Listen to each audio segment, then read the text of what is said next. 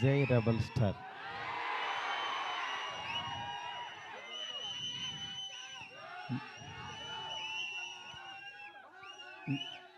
చాలాసార్లు చాలామంది అడిగేవాళ్ళు, కానీ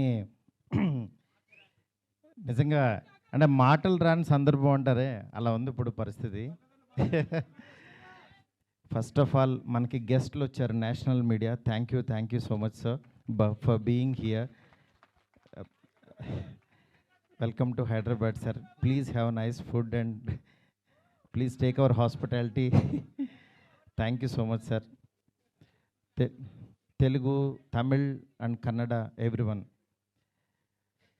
తెలుగు మీడియా గురించి చెప్పక్కర్లేదు. నా ఫస్ట్ బిగినింగ్ జర్నీ నుంచి నాతో పాటు నా ఫ్యామిలీ మెంబర్స్ లాగా నన్ను మందలిస్తూ, నా చేత మంచి సినిమాలు తీయిస్తూ, నన్ను నడిపిస్తూ ముందుకు తీసుకెళ్తున్నారు నా తెలుగు మీడియా మిత్రులందరూ.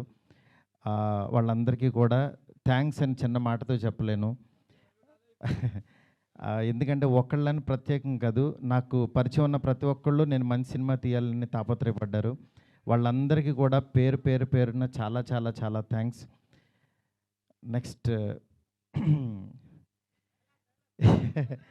డైలాగ్ లేము, అదే నేను మా ఎస్కేన్ అంతా చించుకోలేను, కానీ బట్ నా ఎమోషన్ అంతా లోపల ఉంటుంది. నా ఇదంతా నేను అంటే ఫస్ట్ ఈ జర్నీ ఒక చిన్న మాటతో చెప్పాలి. ఒకరోజు వచ్చి యువి వంశీ,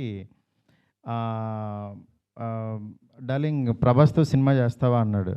అదే డార్లింగ్ నేను గోపీచంద్తో చేస్తున్నాను, ప్రభాస్తో అడుగుతున్నావు, ఎందుకు చేయను, అలాంటి ఆపర్చునిటీ వస్తే అన్నాను. సరే రేపు ప్రభాస్ బాంబే రమ్మన్నాడు, ఒకసారి వెళ్ళి కలువు అన్నాడు.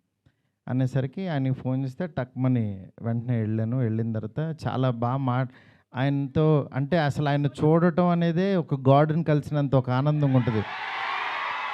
అంటే అలాంటి నిజంగా ఆయన కలవడం అంటే ఒక ఆ ఎగ్జైట్మెంట్ ఇది.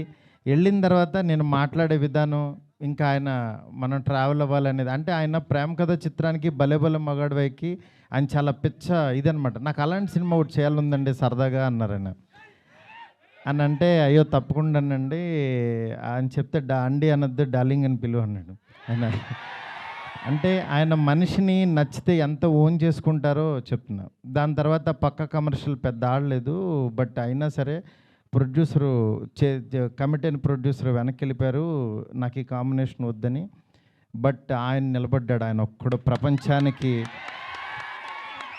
నేనన్నాను నేను కూడా యాక్చువల్గా వద్దులే ఇలాంటి పరిస్థితుల్లో ఎందుకు అని ఒక మెసేజ్ పెట్టేద్దాం ఆయనకి, డార్లింగ్ మనం తర్వాత చేద్దాం పోనని నేను మెసేజ్ పెట్టేద్దామని ఫోన్ తీసి వంశీకి చెప్పా, డార్లింగ్ ఎందుకు ప్రభాస్ గారు ఆయన దీనిలో ఉన్నారు, నాకున్న ఇప్పుడు దీనికి కరెక్ట్ కాదు, ఇలాంటి టైంలో నేను కూడా చేయలేను, నేను ఏదో తేజుతోనే ఇట్లా వెళ్ళిపోతాను అన్నా.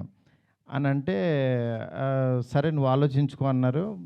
ఆ రోజు ఈవినింగ్ మళ్ళీ ఆయనే ప్రభాస్ గారు ఫోన్ చేశారు. ఫోన్ చేసి డార్లింగ్ నువ్వు చెప్పింది అది బాగుంది, ఇది చాలా బాగుంది, ఇది అదిరిపోయింది అన్నారు. ఈయన ఇంత నమ్ముతున్నాడు ఏంటి అసలు నన్ను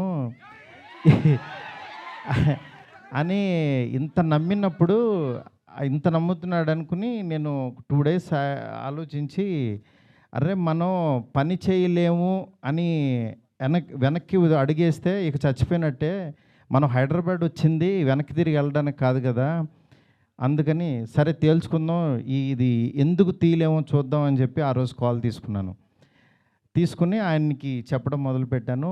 దాని తర్వాత అలా ఈ రాజ్యసభ ఇలా అయింది.